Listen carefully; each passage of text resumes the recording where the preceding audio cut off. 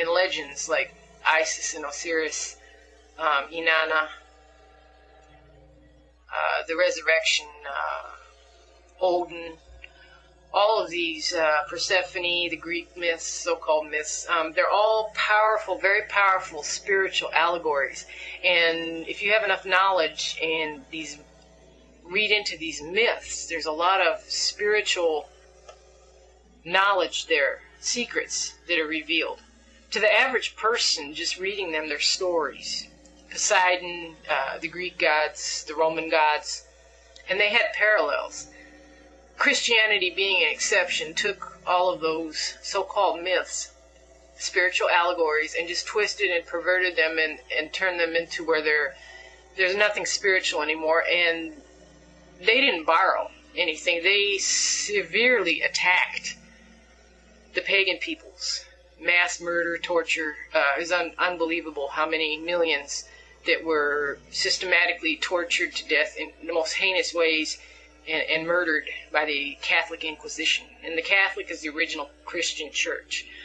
Martin Luther in 1517 protested against the Catholic Church, broke off with his own Protestant sects, like Lutherans. That's where that came from, and then the Episcopalians and all these different sects of Christianity. And I also someone wrote to me and enlightened me a bit about how Luther may have been working in collusion with the Catholic Church because the Catholic Church at that time was losing power. Getting back to Egypt. The Egyptians commanded their gods. And you can read a lot about that, but the point is God is an allegory, code word for the self. And the gods are the chakras. So again, we have another concept here. And they commanded their chakras, and they did this through various different ways. The Egyptian Kabbalah, which is basically different words of power and vibrations. And what these do is each of the chakras has a certain number of in Sanskrit they're known as petals, which they're rays or whatever, is certain parts of each of these chakras. And when a word of power is vibrated correctly, it stimulates certain parts of the chakras to where they emit certain types of energy, and when that energy is directed, you can manifest something in reality. Like, say you want money, and the money, okay, I know that's a huge issue, especially with the bad economy here in 2009, but there's so much competition for money, because money is God of this world. I mean, maybe it can't buy happiness, but I tell you what, you're not going to, and they say it can't buy health, well, it can come pretty damn close.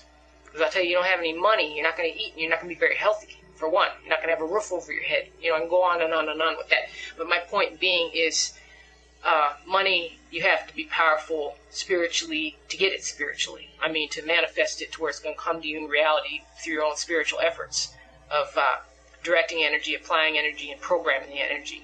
Because so many people, I mean, it's like competition, and not only that, but the Christian programs have emphasis on poverty, not owning anything, and living through your death, and all this treasures in heaven and all that crap, which is just a total lie.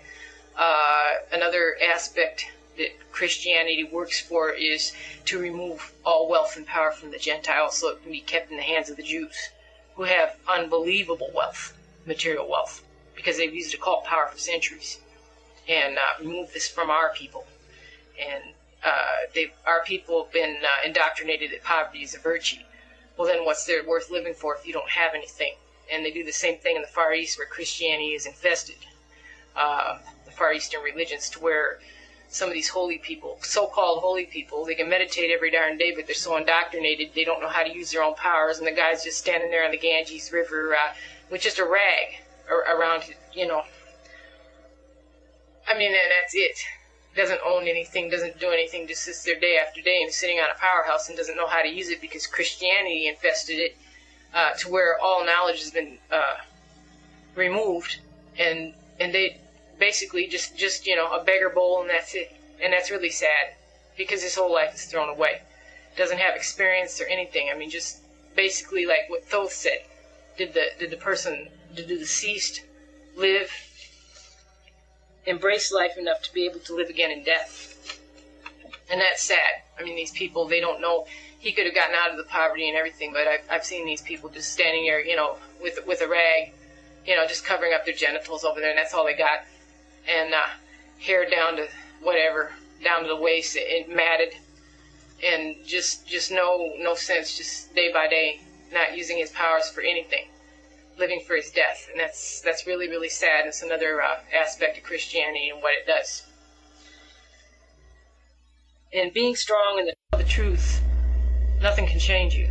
I mean, when you know the truth and you're no longer confused, the enemy can have no power over you, because all the enemy is lies and perversions, and anything natural. They introduce all kinds of unnatural things. They corrupt everything, and that's what the enemy does. Then there's these New Agers. Thoth said that some of his writings, they were buried in Egypt.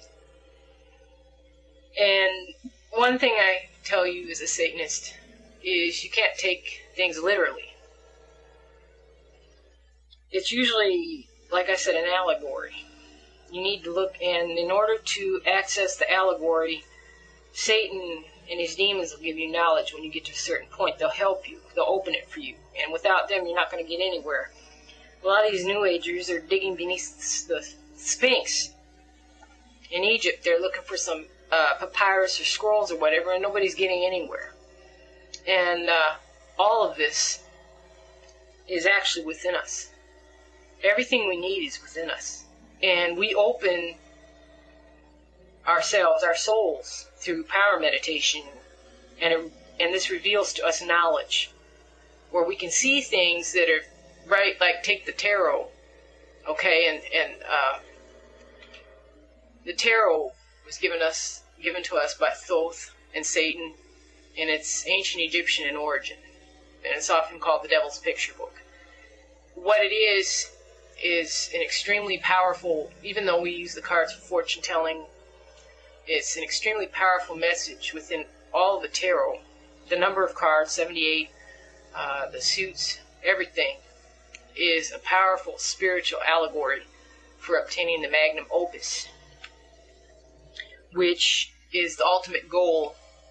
And like in Egypt, ancient Egypt, all the gold, everything, the hieroglyphics, the papyri, everything is conveying a powerful spiritual message for the ultimate working of witchcraft, which is making one's soul in one's body immortal, okay?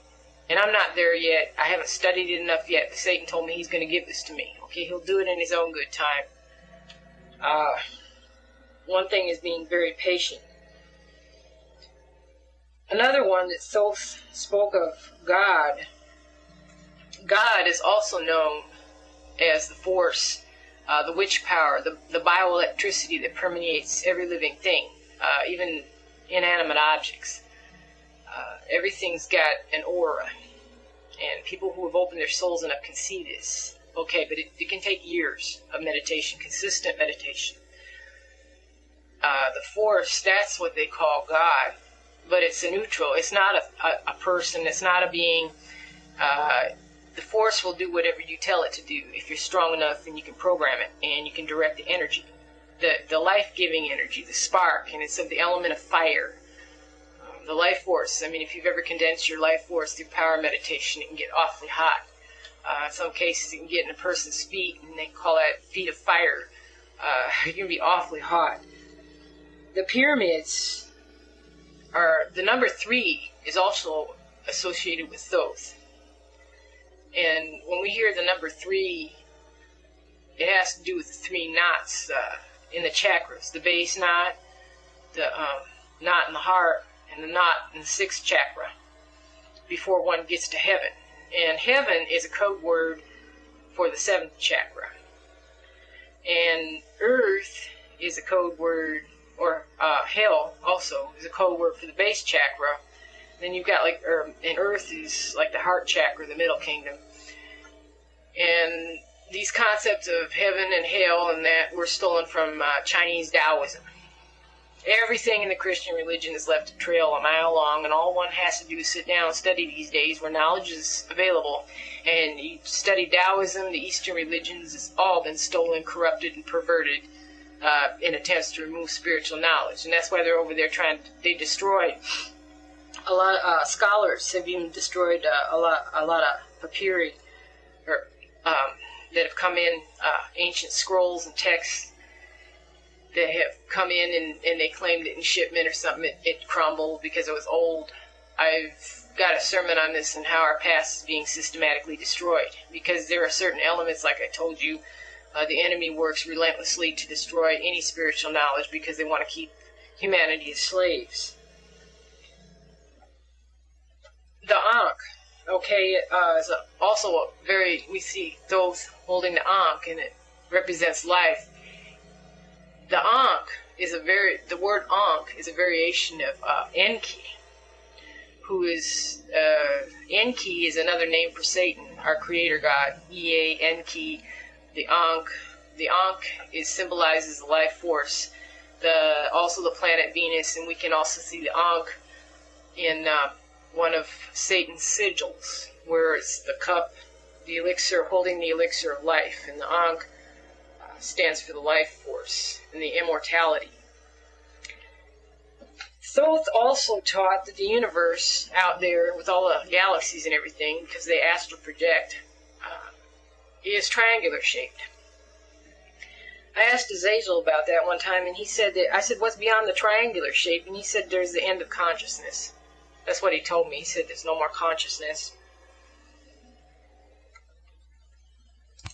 In finishing, much ancient knowledge has been improperly translated, and a lot of it's been destroyed, a lot of it's been corrupted.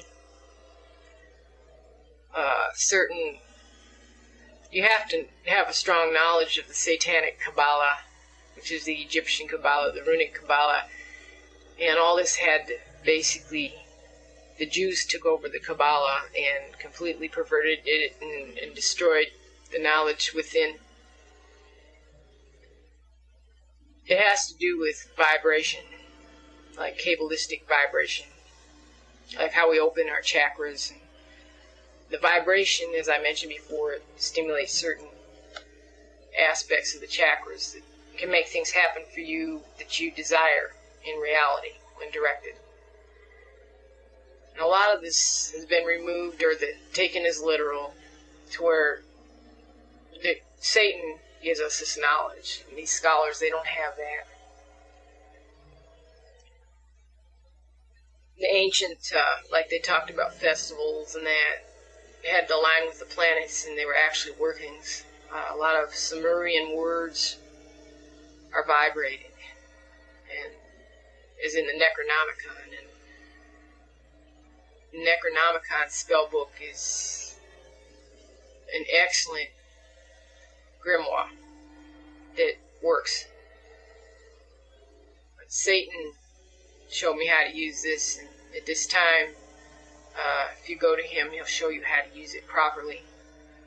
But it has to do with numbers and planetary alignments and such.